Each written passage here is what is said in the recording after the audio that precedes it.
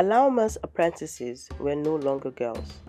They were women now, trained nurses, teachers, organizers, community leaders, moving through a newly independent nation, still deciding what parts of itself it would honor. One of them, a prodigy. Some whispered tales of how she was possessed by gods. By day, Alaoma worked as a field nurse in the public health program, traveling between urban clinics and rural compounds, carrying vaccination charts and maternal records. By night, she dreamed in herbs, akoko, ijiri, ogirisi. The plants called her by name, just as they once called Abebi, Maka, and Ikirika. Memory she had learned does not vanish, it waits. In a crowded classroom in Ibadan, the air thick with chalk dust and anticipation. Daughter of the Earth stood before a group of young midwives and scholars. On the blackboard, she wrote carefully, 2 ways of knowing. The first, she said, turning to face them, is what they taught us. Textbooks, anatomy, dosage. Murmurs of agreement followed.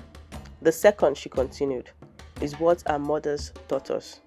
Reading, prayer, listening. The girls exchanged nervous glances. Was this allowed? One heals the body, she said. The other heals the woman. She reached into her bag and opened a small jar of dried leaves. Ewe akoko. When pounded with palm oil, it eases postpartum bleeding. Today, we describe it as an oxytocin response.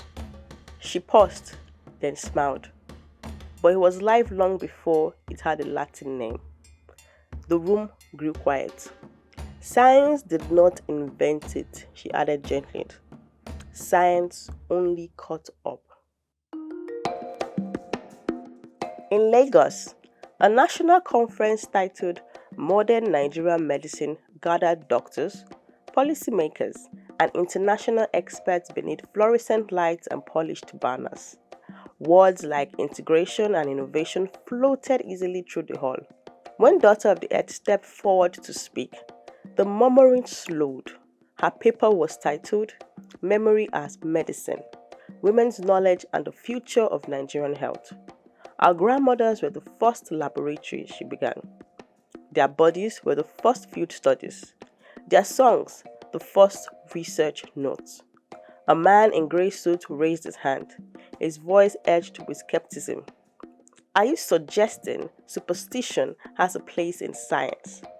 She met his gaze calmly. I'm suggesting that science began as curiosity, and that women were curious long before they were allowed to read. This time, the murmurs were different, not dismissal, but recognition. Something shifted in the room, not victory, possibility. Far north where the desert met the wind, Marka's presence stirred. Women who no longer remembered her name still felt her guidance when they sang to steady a laboring mother, when incense was lit to ease a newborn's breath. At twilight, Daughter of the Earth traveled to dunes where Marka once lived. She knelt, pressing her palm into the sand. We are remembering now, she whispered, not as you were, but as you meant us to be. The wind rose, carrying the scent of sage and rain. Marka's voice came softly, firmly. Then, the healing has begun. In a small village clinic, Abebi's old mother was placed beside a microscope, the past and the present sharing the same table. On the wall hung a portrait of Alaoma, not as a relic, as a teacher. Here, women worked not as midwives, nor nurses, nor herbalists alone, but as healers in full. We are not new, Daughter of the Earth told our students. We are returning. As they walked, they sang, voices weaving across the courtyard. Akoko, leaf of life, leaf of wisdom. Our hands heal, our words remember. And so the healer returned, not through rebellion, but through remembrance. What was once forbidden became foundation. What was once called superstition became science. The daughters had learned that to heal the present, one must first listen to the past.